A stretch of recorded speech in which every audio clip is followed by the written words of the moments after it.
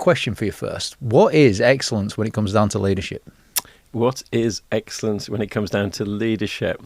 Well, one of the questions people often ask is, what's the difference between management and leadership?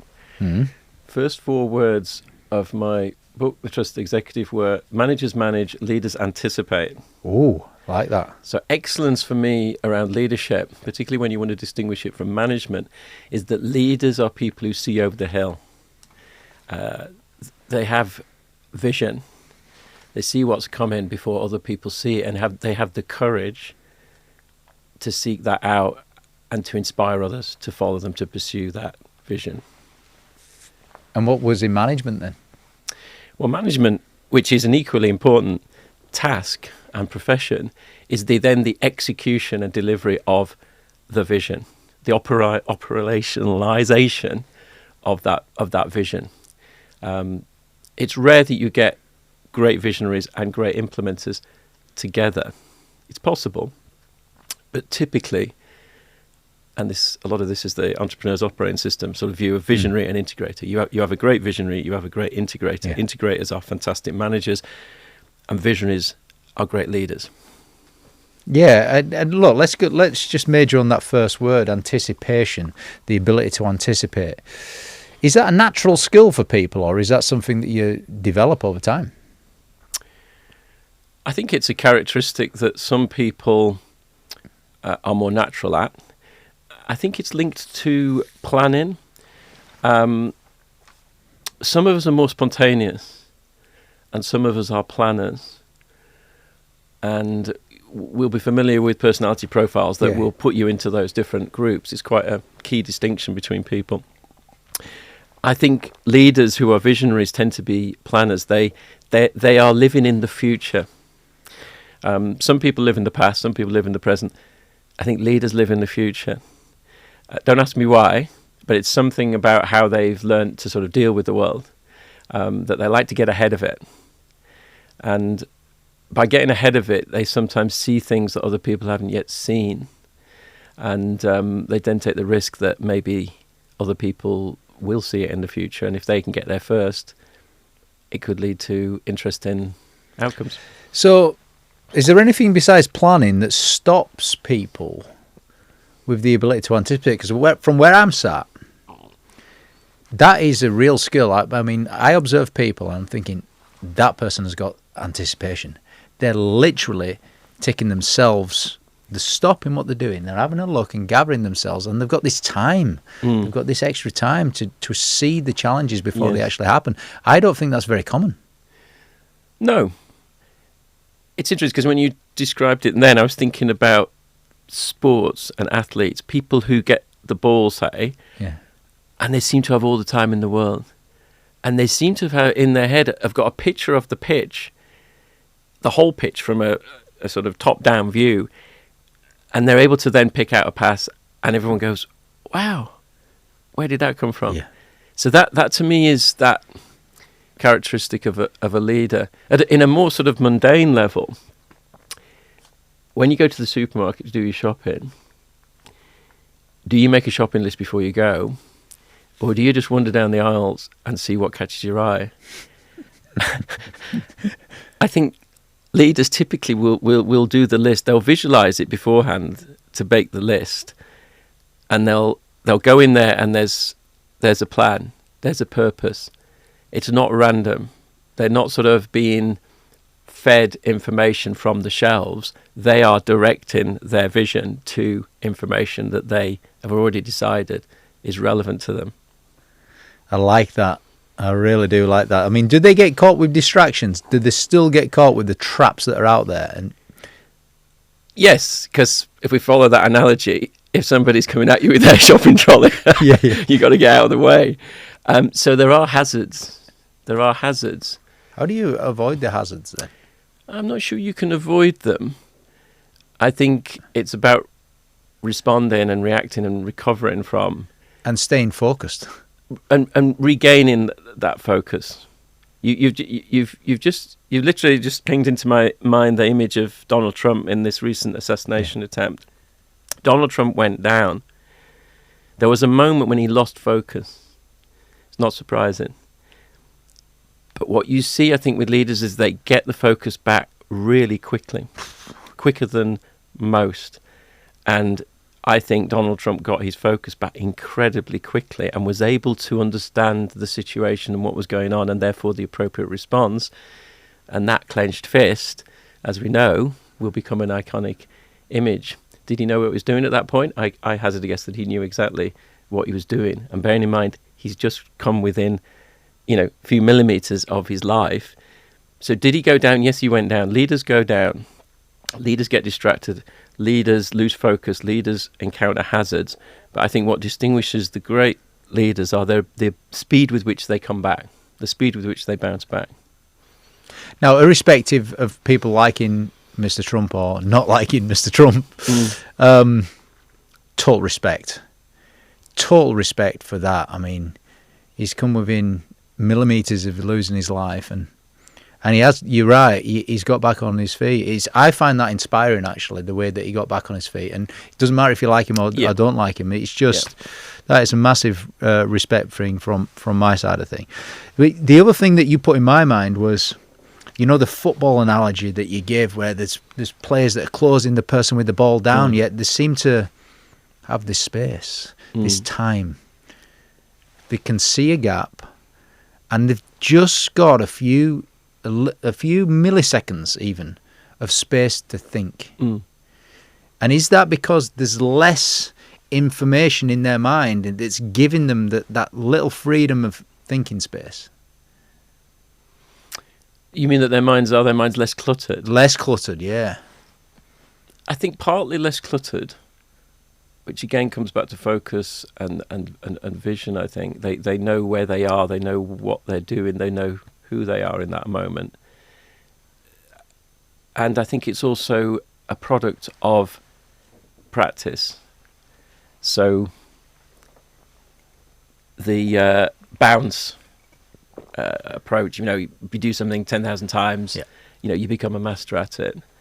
So I think there is a lot sometimes when we see leaders or sports people doing things that we think are a little bit unworldly, and we think, blimey, they must have been born that way. It's just weird. Sometimes that is simply the product of endless repetition, to the point where certain activities that we put conscious effort into, they have automated at a subconscious level. And what that does is it frees up capacity and space in their heads to then do higher order thinking in situations which most of us might find stressful or panicky. The ability to automate that at a subconscious level, surely there's got to be a bit of relaxation about yourself, that you're not tensed up, you're relaxed, you're alert, you're aware. There's a level of focus always. Yeah. The more you can automate, the more capacity you free up, the more relaxed I think you will be. I mean, if I share a personal example, so as you know, I write books and I get to present about the content in those books, and I presented to your community recently on the new book. I haven't yet automated a lot of the content in the new book when I present. I'm still working quite hard at a conscious level to convert a book into a keynote speech or a workshop. The previous book that I wrote in 2016, The Trusted Executive, I've delivered literally hundreds of workshops on that since 2016.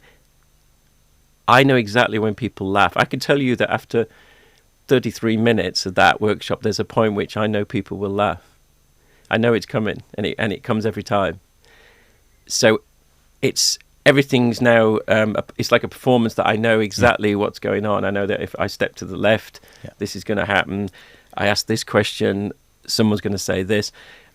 So there's a lot of automation that's happened by that point, and it does free you up then to be fully present in the room for the unique things that happen just for that audience or just for those people. But that's 6 years, that's endless, just... It's repetition, isn't it? Over again, It is. It's the power of repetition. And, you know, if this cup is full, can I get any more water in it? Well, there's two ways of getting more water in the cup if it's full. Number one, we can pour water out. And number two, we can increase its capacity. Yeah. If you make the cup bigger, you can get more water in. And that's the power of repetition. Yeah. It's because you have to stop having to remember consciously, Yep. and you've got the automation happening, it frees space up. Yep. Yep. And Yep. and maybe that is part of this space to think. They've got their style and approach and the way of thinking that's just embedded. It's automated. Yes. There's a calmness about the moment. The guy with the ball that gets the ball, there's a certain calmness. Yeah. And they're automating. Yep. Yep. Because that starts to make you think about discipline, because to engage in that amount of repetition, which can become quite boring, to not seek novelty endlessly requires discipline. And but the product of that discipline, if applied over a period of time, is this level of mastery in your chosen field. Another example from my own experience, I used to practice Tai Chi. I practiced Tai Chi for 25 years. I don't practice it anymore, but I practiced it for 25 years. And when you start with Tai Chi, your conscious mind is focused on what the body is doing, the specific movements of the right hand's doing this, the left ankle's doing that. Once you master that, the next layer of learning that's put onto that is breathing. So you start to shift your conscious focus to what is the breath doing whilst the body is moving. And at that point, you have this strange sensation that the body seems to know what to do. It just knows what to do. So it gets on and does that, and you're focusing on, you're breathing in, you're breathing out, you're breathing in, you're breathing out. So you do that for a few years, and literally a few years. And then you get to the point where somebody says to you, how about closing your eyes?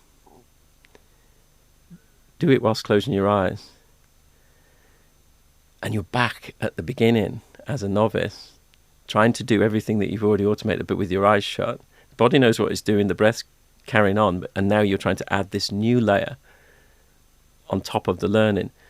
So over a period of years, in any field that you choose to focus on, that's the black belt type training, I think, that can kick in if you stay disciplined, if you have that routine of repetition and practice. And it's deadly boring at times. I mean, can you imagine stood there doing Tai Chi with your eyes shut and people looking at you thinking, what on earth are you doing? What's the point of this? And the amount of people over that 25 years that came to that class for the first time, came the second time, came the third time, you don't see them the fourth time. You don't see them the fifth time. And I just think that's a big difference. It's dedication, though, as well, isn't it? It's a big difference. You know, there's a follow through, and you've got to be dedicated to. I mean, what is discipline when it comes down to it? Well, I talked about novelty and not being distracted by novelty, because novelty is quite seductive, isn't it? We all want something new. I think discipline is the ability to choose to stick with something that is losing that initial excitement. And there's other things you could be doing that today would give you that buzz. But discipline enables you to stick with what you've chosen for the sake of a longer term vision and goal. That really nicely brings me to actually mention your recent book, actually. Force for Good. Yeah. What is the force for good? What is the force for good? Force for good, people become a force for good when they are driven by their values. And their values could be many and varied. So they could be a value of courage, they could be a value of sharing, they could be a value of kindness. But people who are force for good are able to exercise the discipline to put their values first and avoid the distraction or the excitement of status, financial reward, sense of belonging, all the other levels of needs that we're familiar with. People who are forced for good have the discipline to put their values first. Is that different to being purpose-driven? Good question. I think there's a very close link between being values-driven, being purpose-driven. If you're connected with your values and you know what your values are, I think that's the gateway to identifying your purpose. So again, example for me, one of my values is sharing. And another of my values is courage. So writing books as a purpose for me, particularly books that are challenging existing mainstream ways of looking at things, is a way of me creating a purpose from those values. Well, it is, because you're sharing, Yeah. and it's challenging mainstream thinking. Yeah. You got to have courage to do that. Yeah. Someone might slam you down for it.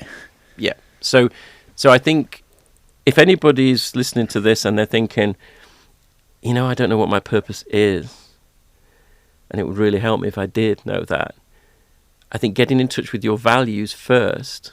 Do you know what your values are? If you can list the 5 to 7 values that light you up when you honour them,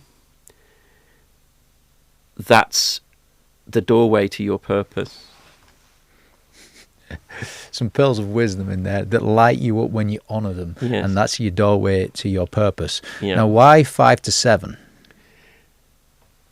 5 to 7, we know that's the sort of magic number in terms of our ability to hold in our minds 5 to 7 chunks of information at any point in time.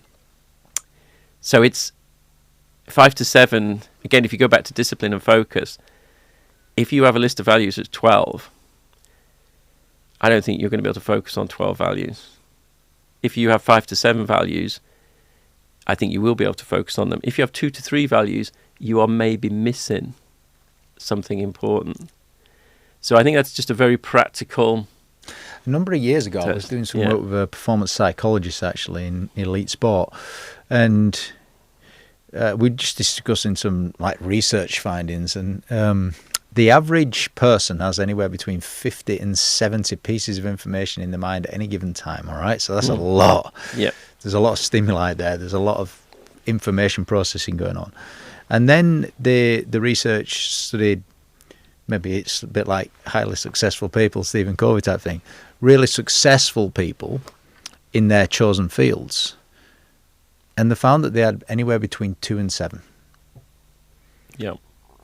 So a lot less, significant, 10 times less. Yeah. Even more than 10 times less. And that was allowing them to focus on what matters most. And but the science that came behind it was selective attention. Attend to the things that matter most, maybe based on your values. Yeah. If I work as a coach with people to help them find their values, which is one of the most powerful coaching exercises I've ever practiced. In fact, I remember being outside of a pub here in London, outside Marylebone Station, with a client of mine, and we were sat having a beer outside on a table, and all these passers-by and tourists were walking past, and I was doing the values elicitation exercise with them. And I always remember it because there was a moment where literally it was as if the scales were falling from this young person's eyes. And I think they thought I'd done something. I think they thought I'd hypnotized them or something, or I'd done something, because they suddenly connected with that which had always been important to them, and they were able to name it. And ever since that exercise with that person, they used to joke with me that they used to call me the magician, because he was convinced that there was some trick had happened, some Darren Brown type sort of experience had happened on this table outside a pub in Marylebone. But I always remember it myself, and because when people encounter that truth in them, it's such a powerful thing, and that it's going to change their lives. You sort of know that they're going to make different decisions. They're going to understand why they react to certain situations, because I talked about the values that you honour. How do you find your values? You light up when you honour them. Equally, your values, if your values are trampled on, those are going to be some of the lowest points of your life, is when your values are being dishonoured, being trampled upon. Be honest, have you ever experienced that, where you've not gone with your values and you've made some decisions against that at any point of your life? And did you really feel like you trampled on yourself? Yes, I've trampled on myself, and other people have trampled on me as well. So you can either be the author of your own demise in that sense, or you can find yourself in environments and situations where you experience those values being dishonoured because of the environment that you're in, the culture that you're in, or the sort of individual relationships you might have formed with certain people. But yes, you can also. I mean, we talk about the parable of the two wolves in the Force for Good book. Give us the parable of two wolves. The parable of the two wolves. This is a North American Indian parable, and it's a Cherokee Indian grandparent talking to his grandfather, talking to his granddaughter, and the grandfather says, "There's a fight going on inside of me. It's a fight between two wolves. One wolf stands for good. He is kindness, courage, sharing, determination, generosity, happiness, joy. And the other is a force for bad. And he is evil, sorrow, greed, gluttony, lust, jealousy, envy, pride, egoism. And they're fighting to the death. And the same fight is going on inside of me and inside of you." And the granddaughter thinks about this for a while, and then she asks the grandfather the question, "Which one wins?" And the grandfather replies simply, "The one you feed." So the strapline of my new book, Force for Good, is inside each leader is a force for good and a force for bad. Which one wins? The one you feed. So when we go back to our conversation about values, when you are living by your values and making conscious choices by those values, you're feeding the good one. When you trample on your own values, or you put yourself in situations and relationships and environments where your values are being trampled on, you're more likely to feed the bad one. So that's force for good and values and purpose. And yeah, I think it's just a really inspiring parable. It is, and it gets you every time.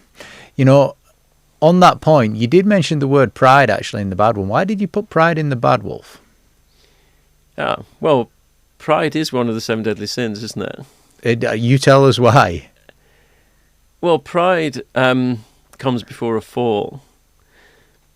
So pride typically is when the ego is beginning to think that it's running the show, and you are no longer in service to your purpose and your values, but you've suddenly stepped over a line where it's gone to your head, as people would say, and you think you are actually now the author of it all, and that you are the magician, and you've got some special powers that nobody else has. And that typically is the start of, again, feeding the bad one. Right. That's when people become arrogant. They start to they stop listening. They start disrespecting other points of view. Right. And yeah, I think that could be the start of feeding the bad one. Yeah. I'm not playing devil's advocate here. I stand to be corrected or whatever your opinion is, but let's say that I do follow my values, and all of the listening, they do follow the values. They don't allow themselves to trample on themselves, and they make some decisions and not allowing other people to trample on them. Stick to the values. Can they feel proud of sticking to the values? I think there's nothing wrong with celebrating success and feeling the joy of that. And speaking the truth. Did I author The Trusted Executive? Yes, I did. Am I proud of that? Yes, I am. I think that's a different use of the word pride, Right. than when we're talking about pride that penetrates into your character as a way of being. I said I was gonna do it. My pride is bigger than this. I'm gonna do this. Yeah. Or I did this, this, and this, and that makes me a better person than you because you haven't done this, this, and this. Got it. But if you think about the parable, the fight is going on inside every one of us. Every one of us has values. They're different. Every one of us can have a purpose that honours those values. And one person's outcome might be writing a book, another person's outcome might be becoming a nurse. So it's creating that inclusion and diversity that allows all of those journeys to be recognised as equally valuable and meaningful to the people that are on those journeys. I think the pride that we're talking about that's dangerous is when you start to think that your journey is somehow special. There's some exclusivity around you, and you're therefore not enabling others or creating the environment for others where they can be equally special in their own particular purpose and set of values. Is it important for a leader to love themselves? You see, it's an interesting phrase, isn't it? When you say, oh, she loves herself or he loves herself. If you say it that way, you're saying it as a negative thing, aren't you? You're saying that they're consumed by their own self and they've put themselves at the centre of the universe. So we can use that phrase in that way, in its negative way. Is it important that a leader has respect for themselves and has accepted who they are and is comfortable with that and is comfortable in their own skin? I prefer to use language like that than that they love themselves, because I just think it can be misleading to use that phrase. Yeah. Well, let's say, do you love yourself? I would never use that phrase. I'd find it quite difficult to say Right. that to you now. I would just, if you said, am I comfortable in my own skin? Yes. Am I proud of things that I've done? Yes. Am I also do I regret some things I've done? Yes. Am I imperfect? Of course. Have I got some talents and gifts? Yes, of course. So I'm all of those things. I wouldn't want to finish that sentence by saying, and you know what, I love myself. You know what? We've done loads of stuff together over the years. And, I made it, one year I made it an absolute objective that our coaches here in the UK, they hang around you every month. Literally just to become almost like that. And I can speak for a lot of people. There's a lot of admiration from the people that I work with and love. They love you. They love traits and what you bring and that sense of moral compass. Now, do the best leaders have people that absolutely love them for them as a leader? Well, they might do, James. Is it what drives them to do what they do? No, I don't think so. I didn't write books in order that people would love me. I wrote books because I felt it was part of my purpose, and that when I write books and honour my values, I feel joy. If one of the byproducts of that is that I come along to one of your events, as I did quite recently, and somebody came up with a copy of Challenging Coaching that was written now 12 years ago and asked me to sign it at the end of the session and told me how much impact it had on me. Absolutely brilliant book. I mean, is that a great moment? Oh, of course. It's a lovely moment. It's great, So you're not going to push it away and say, oh, no, I didn't really write that book. It's nothing to do with me. So, but I think you have to, keep your feet on the ground and keep that, humility is one of my values. And so, it's important, I think, and hopefully it's part of what keeps me relevant and accessible to people, is that I don't show up like someone who's like, what's that phrase about, he loves himself so much, if if it was made of chocolate, he'd eat himself. I've not heard that one, but Yeah. I like it. I like Yeah, it. if it was made of chocolate, he'd eat So- himself. I wouldn't. If I was made of chocolate, I wouldn't eat myself. All right, yeah. And you used to work at Cadbury's. I so used to work at Cadbury. All right. So what are the worst 3 traits of a leader? The worst 3. The worst 3.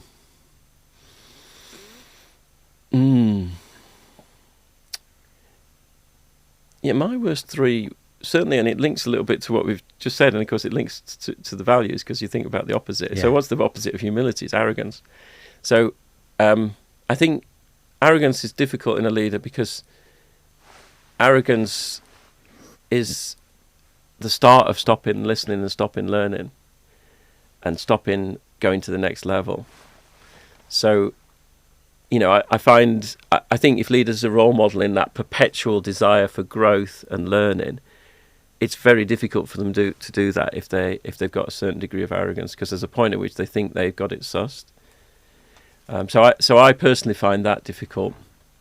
Yeah, because it also means they will be reluctant to ask for help, and I think that's, again, a treacherous slope for a leader if they get to the point where they're no longer asking for help. So arrogance would be up there. I think one of my values is courage. So the opposite of that, I suppose, being a coward. As I say it, I sort of wins. Because, yeah. It's this is really good. I mean, Yeah. Cowardly behaviour. Mm. Is that common, cowardly behaviour? Is it very? I suppose if I'm not honest to live to my values, let's just go with your stuff here. Am I being a coward? It's quite offensive, isn't it? But at the same time, there's a brutality to the truth. Yeah, it's a motive word. It's cowardly. It's definitely cowardly on my part to not live to my values. Here. Yes. So what we're saying is this is the worst trait in leadership. Yeah, if you want to be a purpose-driven leader, probably that's true, because there are moments, aren't there, in organisational life as a leader when your values are coming under pressure. They're about to be trampled upon. And what do you do at that moment? Now, there is a time to be wise, and maybe that's the third characteristic that I would say is difficult in leadership. So arrogance, cowardice, and foolishness. So, wisdom is important in as much that you're not going to fight every battle for the sake of fighting the battle. But if it's about your values, I think there's a point at which that is a hill worth dying on. And brave leaders will choose in that moment to honour their values, however painful that might be in the short term. And if you've ever been in the presence of that as a leader, it's very inspiring. I mean, those are the sorts of leaders that people say, I would run through a brick wall for that person. It's typically the person that they saw in a moment of crisis or stress, or where they saw them make this choice around values when everything in their body was screaming, do something different, it's too hard, it's too difficult, it's too painful. So, yeah. And I'm thinking of somebody, as I talk to you about that, and thinking run through a brick wall for someone. There's one of my clients, and I won't name them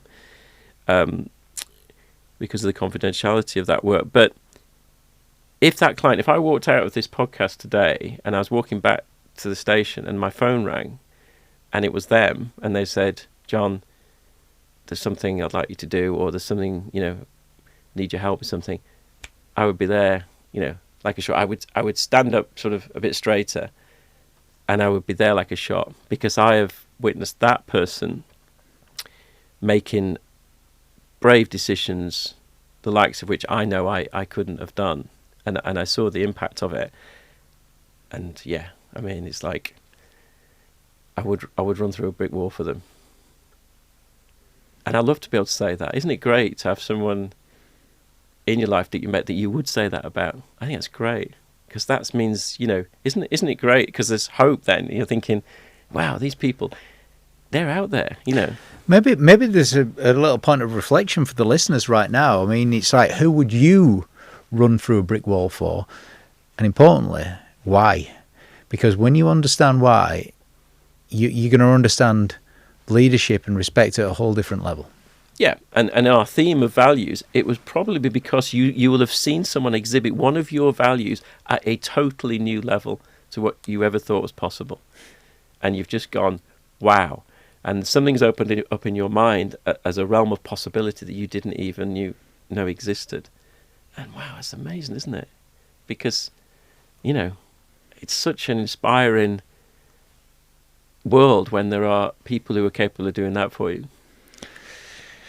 You know, that last point that you said, foolishness, that was a blinding flash of the obvious. There's so many traps out there, and little silly things like, just accepting, yeah, we can't do that. And now we're making a foolish decision, actually. You're not sticking to your values.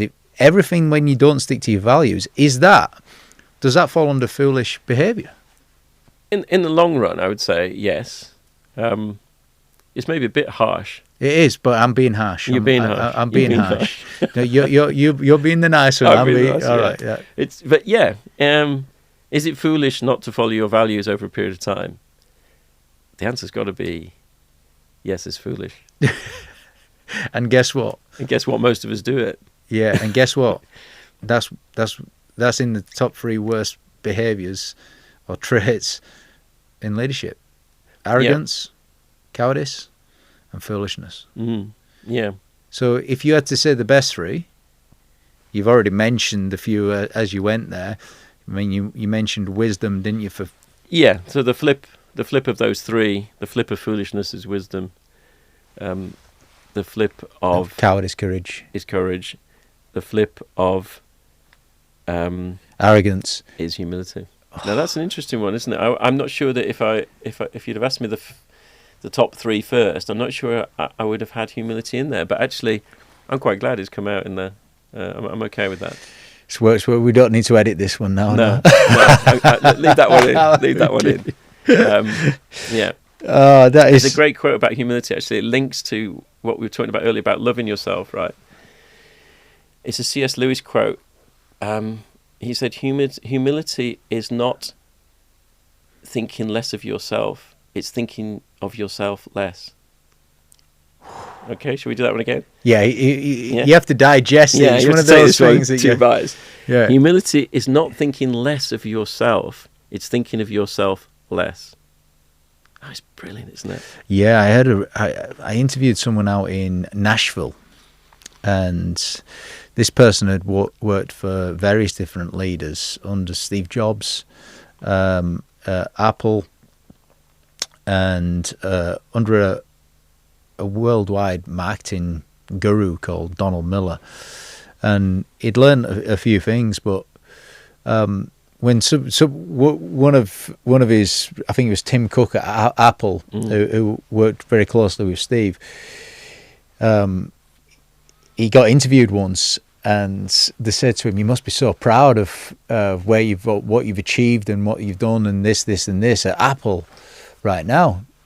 And he replied with this: "In moments like this, I very rarely think of myself. You know, this is about the greatness and success of everybody, and the customers, the business, the innovation, humanity. Yeah, it's not about me." Yeah. And that's quite humble, isn't it? And in situations like this, I rarely think of myself. And did you hear him say that? No, but I tell you what, I've played it over and over again in my head since, and I found myself saying it, right, and becoming it. Yeah, yeah. Because some people say it, and they know it's a good thing to say, but you don't necessarily feel it.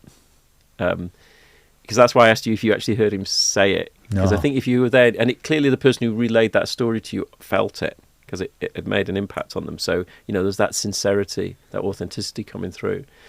The interesting thing you made me think about is that when you are consumed by your values and your purpose, it's hard to think about yourself a great deal. Even though it is your true self. Yeah, but you've sort of manifested it into a vision and a purpose, and it's that's occupying your mind, not who, am I looking good, am I doing the right thing? It's that's what I think the C.S. Lewis quote gives you, that clue that you're so consumed by it that you're forgetting about what everybody else thinks, and therefore, should I do this, should I do that, should I do the other? You are just being it. You're just being it totally in that moment, and therefore questions about, do you love yourself in that moment? They're just like, I haven't got time to think about that because I'm so focused on this thing which is giving me joy and bringing meaning to my life. Yeah. Wonderful. Okay. I'm going to ask you about your books, actually. So, 3 books: Challenging Coaching, Trusted Executive, and Force for Good. Yeah. What did you learn most by writing Challenging Coaching? I learned most that I was an author and that I could do it. Because the first book you write, you have that, well, at least I had that imposter syndrome thing about, who are you to write a book? I mean, it's normal for me now. It's normal. I've written more than one book and it's just normal. But when you first go down that path, you're going, it's scary because, what happens if you write a book and nobody reads it? Before you wrote that book, did you have to make a big decision about your corporate career? Well, I'd already made the big decision about my corporate career to become a coach. So I'd already crossed that Rubicon. When I was 39, I gave up the role of being international managing director in a FTSE 100 company. I know you did, and you came face to face with a little bit of tension in the corridor one time. Yeah. Can you just remind me of that, please? Yes, although I have to anonymise it for the purpose of this particular retelling. But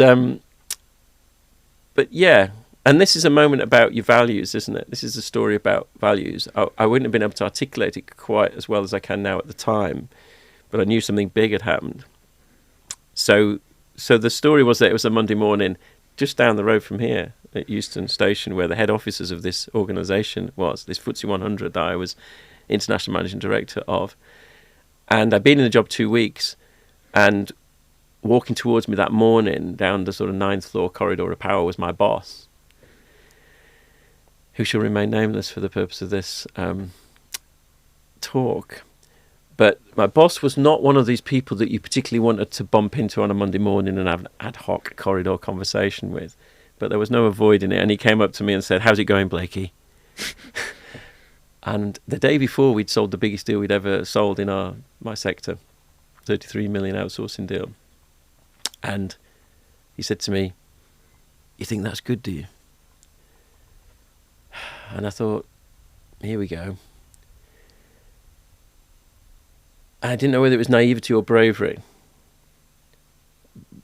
I'd love to think it's bravery because one of my values is courage. I decided to stand my ground, and I said, "Yeah, I think it's great." And at that point, a finger came out and went straight into my face, and I heard this voice booming in my ears. "You know your problem, Blakey." And I thought, no, but I'm clearly going to be unveiled of a lifetime's ignorance in that department. You're too effing nice. And he walked off. That was it. FTSE 100 organisation, corridor of leadership, and I've just been told that my biggest problem is I'm too effing nice. Now, at that point, you see, you either buy into that belief system or something deep inside of you rises up and goes, no, I'm not too effing nice. I'm just someone who believes you can live by your values and for your values. And if it's the last thing I do on this planet, I am going to try and role model that as best I can. So for me, it was an incredibly motivating conversation, although at the time I found it extremely, difficult.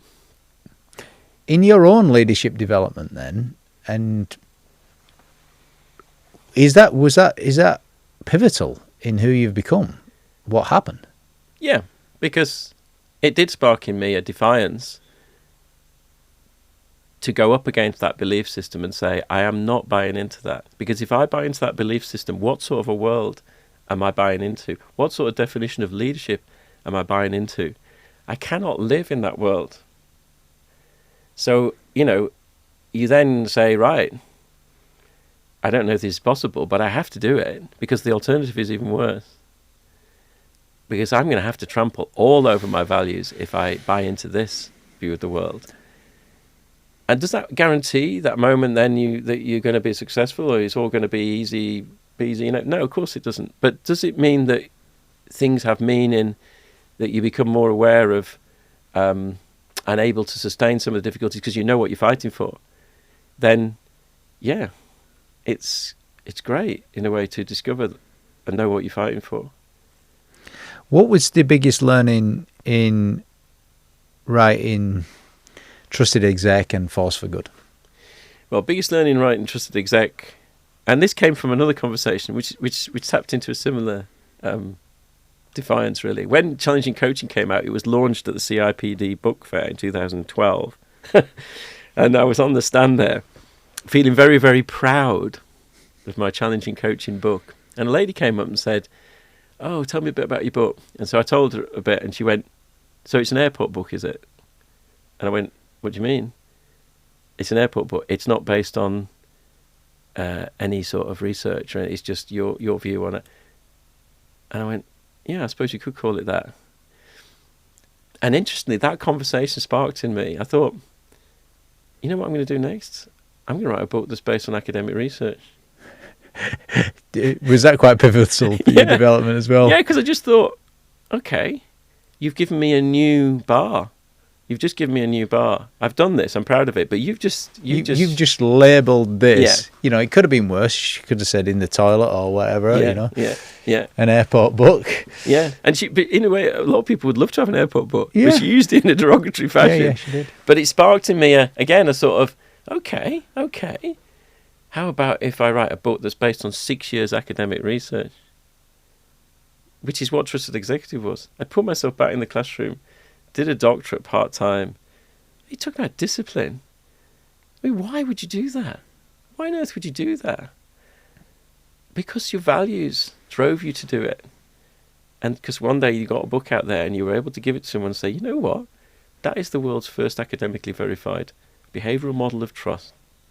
So if you could go back to the lady and say something now, would you say, go read this on your armchair at home and put it in your library? Yeah. You won't see this in an airport anytime soon. The weird thing, of course, was that Challenging Coaching was, in terms of individual purchases, was a more successful book than Trusted Executive. Right. So research doesn't necessarily sell, but it does mean that you can say, you know what, folks, this model that I'm sharing with you is not something I dreamt up over a glass of red wine last night. This is 6 years research. And I'm proud of that. I like that. And so Force for Good, what have I learned from Force for Good? Force for Good is like the third child. 3 books.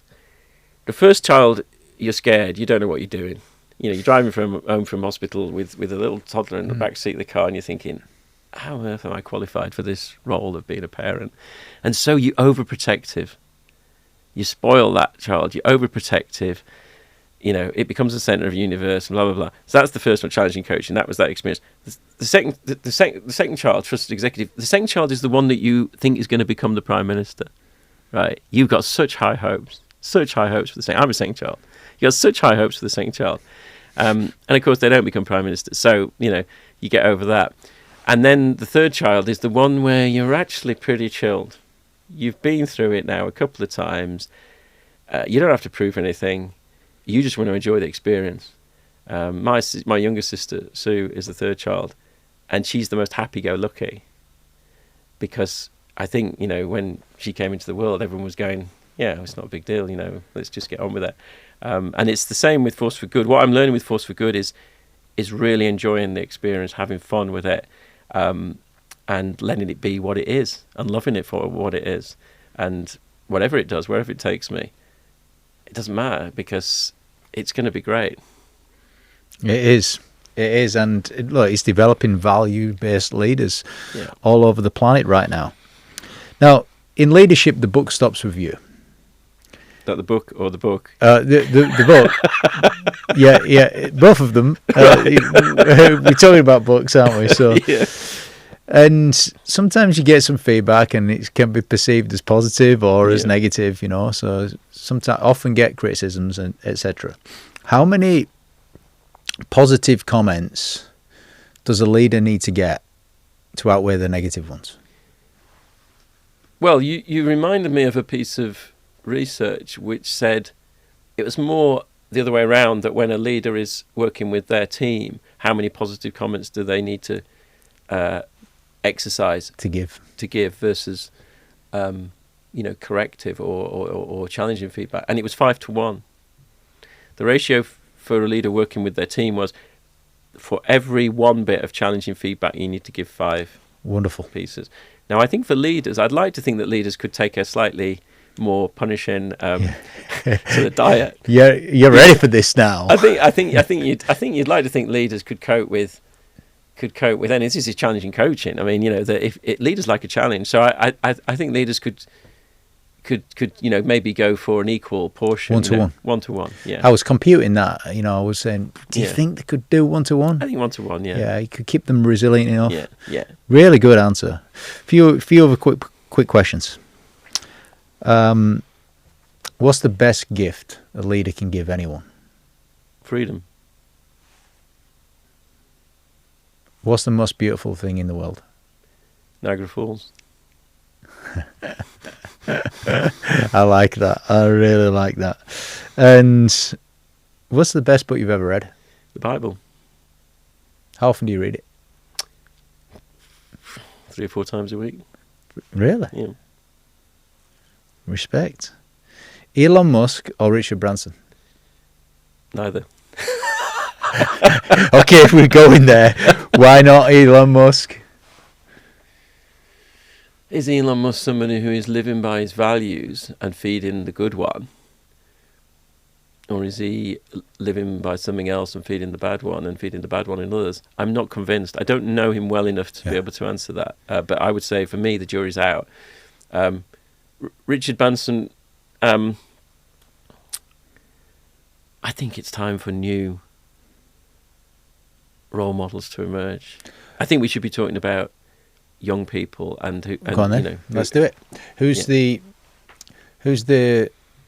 best male and female leader on the planet, or that you can think of? Yeah, well, female leader. One of the female leaders that I talked a lot about with Trusted Executive was Jacinda Ardern, the former Prime Minister of New Zealand. I think Jacinda role modelled many of the 9 habits of trust that I talked about in that book that came out of the research.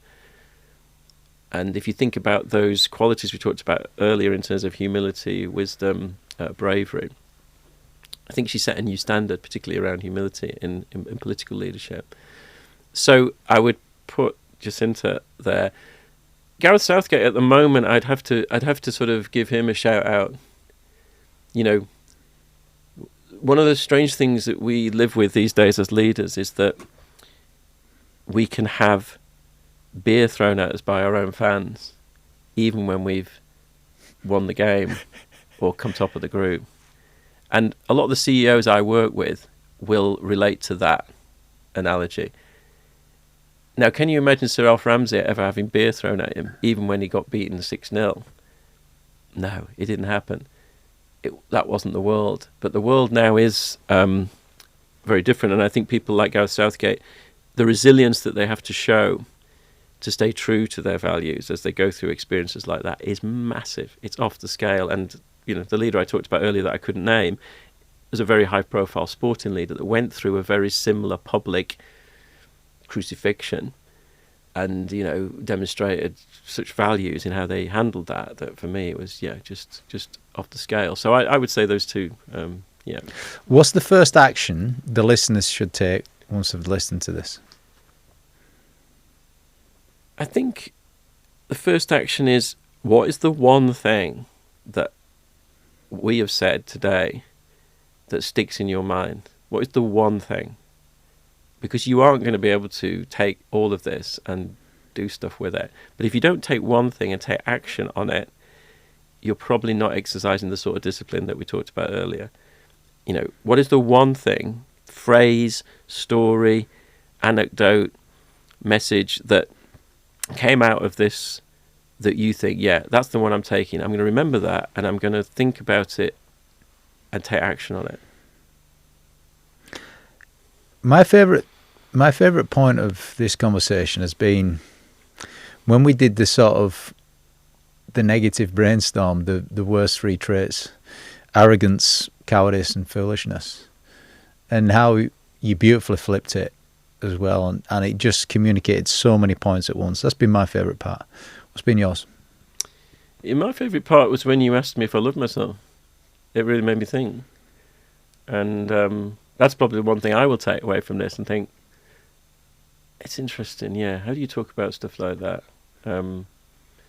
So, yeah, that made me think, and yeah, I will take that away. And next action for all of the listeners: go out and buy the Force for Good. Force for Good. And develop that force for good within you. Get driven by values. Let your purpose evolve. On behalf of all of the listeners, thank you very much. Welcome to the BizX podcast, sharing with you all of the secrets and winning formulas in both business and life, with powerful lessons from guests like Frank Bruno, Nick Jenkins, Brad Sugars, Bianca Westwood, and many, many more. Yet, the sad reality is that over 80% of you aren't subscribed yet. And if that's you, hit the subscribe button now and help us grow this channel so that you can get 1% closer every single week to achieving your dreams in both business and life. Let's do this.